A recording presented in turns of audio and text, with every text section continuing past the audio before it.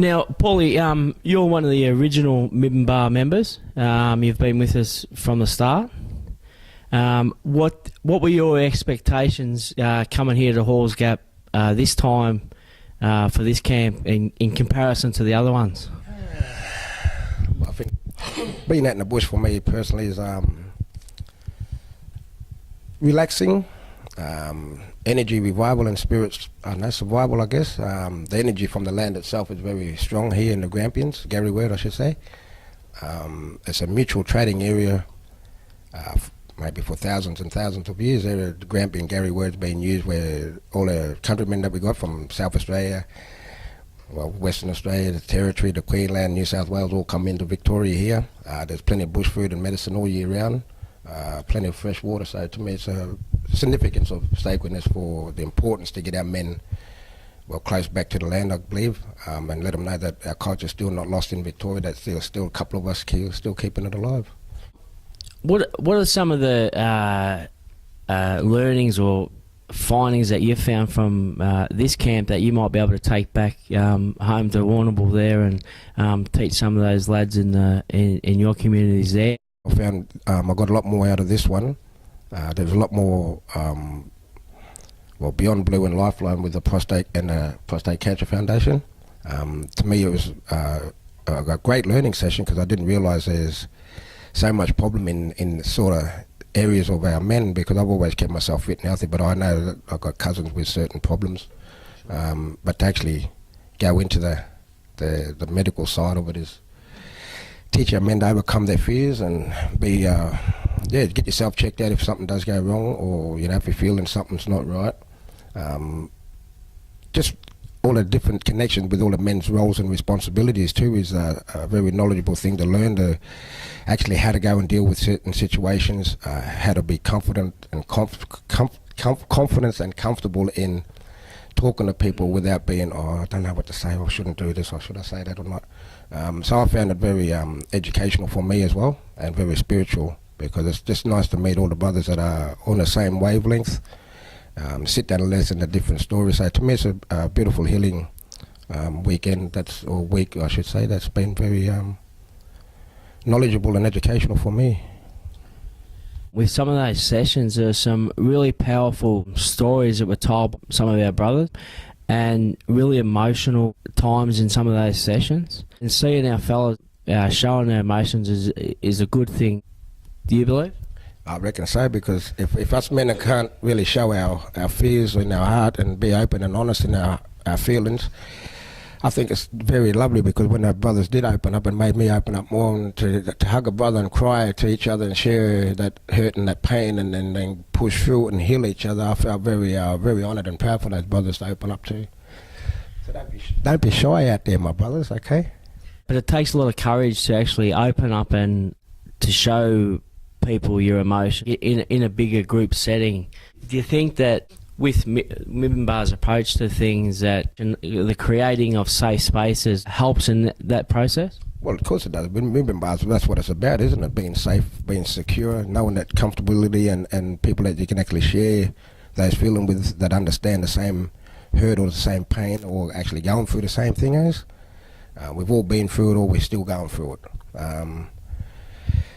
Mibbenbar to me would be the best thing that I believe that's happened personally in Victoria for our people here, because we've been trying to do things culturally. We've got men's sheds, we've got men's spaces, but Mibbenbar's actually got something that maybe the shed spaces are working on, some in certain communities, but to bring everybody together as one, I believe Mibbenbar's future is very important for all men in Australia. We have Beyond Blue working with us, and to have them come in and talk about certain what their roles and responsibilities are for men's health as well.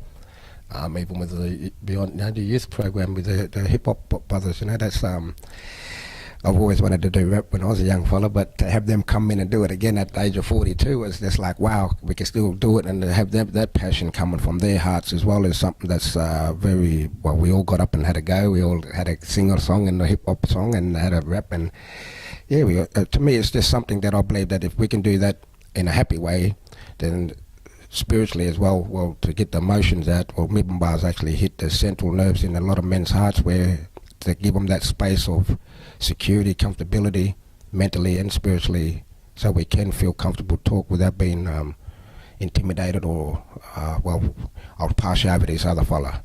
Yeah. Them things don't work like that. If we got that many brothers here, we can just go and feel comfortable without being passed over. We go sit and share that knowledge with each other and feel comfortable passing on and talking to each other as brothers.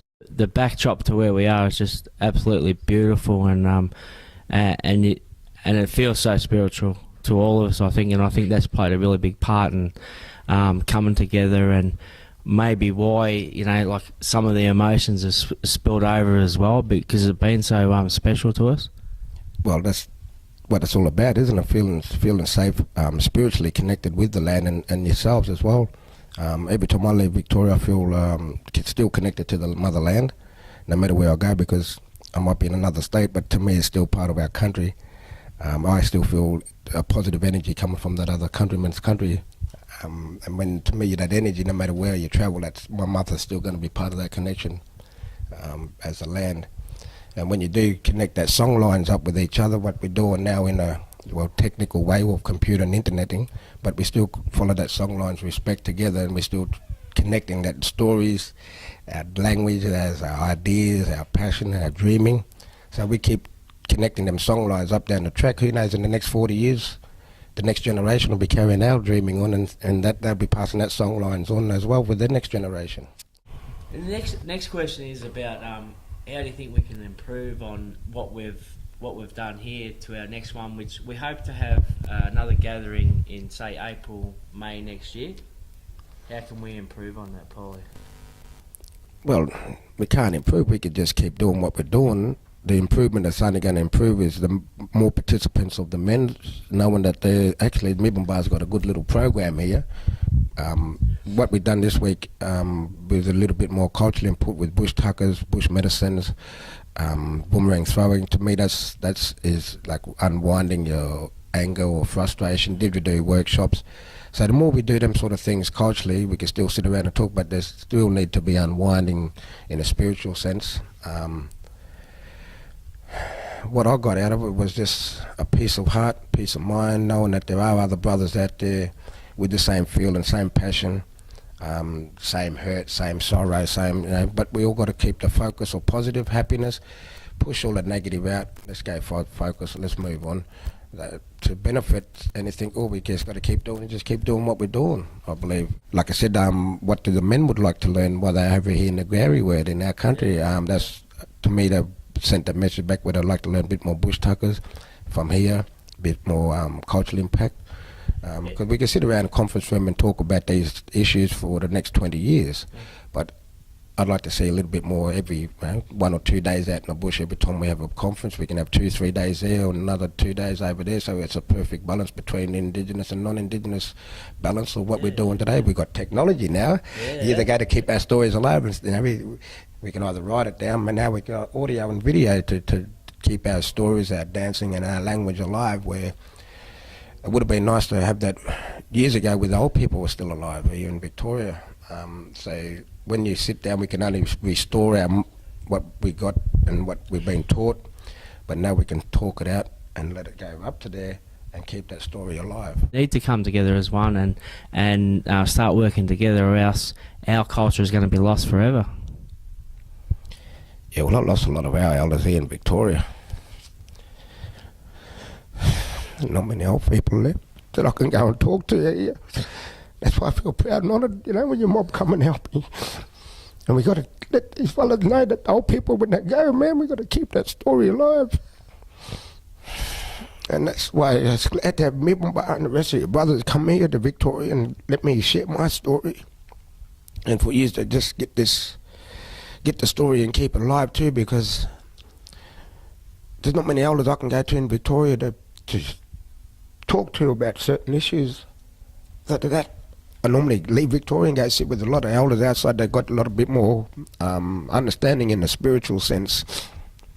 I could talk about emotional, or I could talk about psychological, that's all fine, but spiritual is totally different. As an Indigenous man, when you get dreamings from the old people, and they come to you in your dreams or visits. I get a lot of brothers in Victoria tell me that, hey, Paulie, we got old people coming to me last night, and they're doing this. I'm going, well, bar, look, you got to stop drinking. Don't hide behind alcohol and drugs, man, because if you do that, they're still going to be there, and they're still going to come back, and we just got to face it, man. You can't go avoiding it, and you can't run from it, because that's our culture, that's our dreaming, that's our law.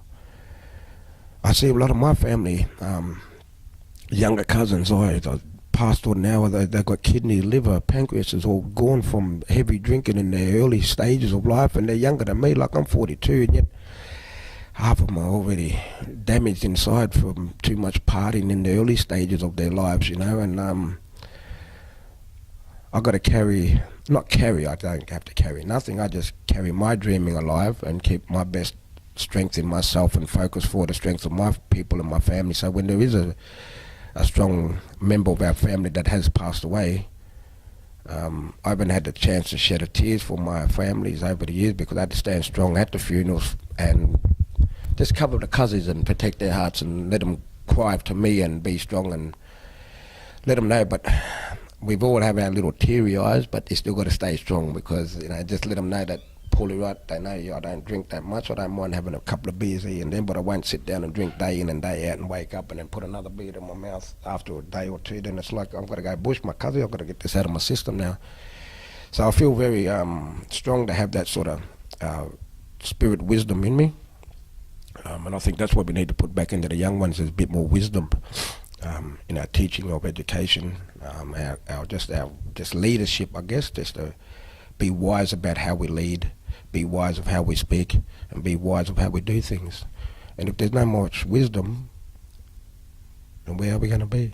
With the support network that's been building over the years through Mibbenbar, it's really important for, I know from a personal point of view, to have fellas that I'm able to go to and discuss, you know, if I'm having problems in my personal life, and, you know, like, because a lot of people, you know, like, will come to you for help, but you still need to be able to have a yarn to someone. Mibbenbar's been a very good thing for me in the last 5 years. I've settled down. I've been a pensioner for the last 5 years. I've never been a pensioner in my life.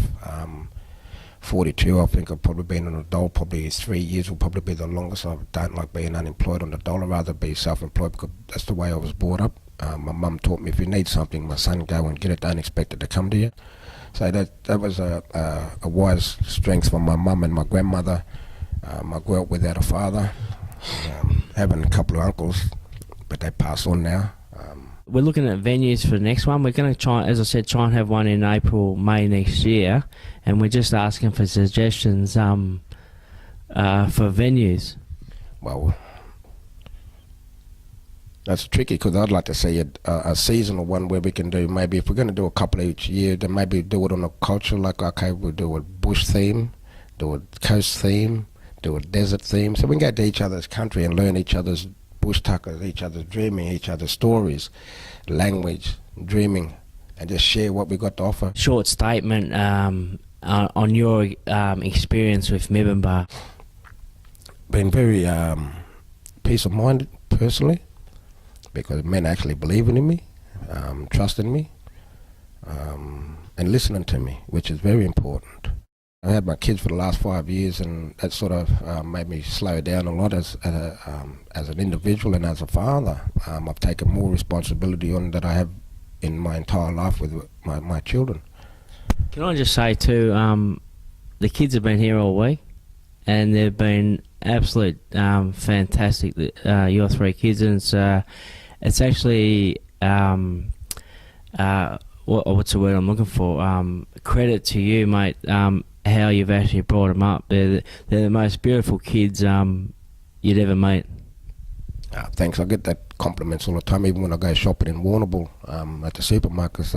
I get a lot of elders and a lot of parents come up and, you got lovely kids. How do you get them to be so quiet? Easy. Focus on their spirit.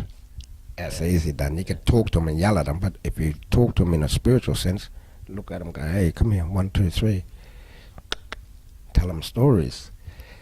We talk about things. If they argue amongst themselves. I tell them, look, we're not allowed to fight because we've got another big battle outside our family house, and that's called the community and the township and the system and then the government. So I'd rather you waste your energy on each other by strengthening each other, share together, play together, love one another. Because if something happened to me and my three, then you three got to guide each other and look after one another. So the two brothers, Arthur and Albert, got to look after their sister Lena. Lena's a strong little woman. Her job is to protect the brothers if a woman tries to do the wrong thing. So we've got to balance that mentality out where you don't use my sons, look after one another, don't play little mind games with each other, and protect each other. Anyway, Paulie, thanks very much for your time. My pleasure, my brother. It's been a pleasure working with you again. It's a great honour, Jack, to work with you too. And you're an absolute champion, brother. Keep strong and don't be shy. Be proud. Come and join us at Middenbar. Anytime. Thank you, Jack.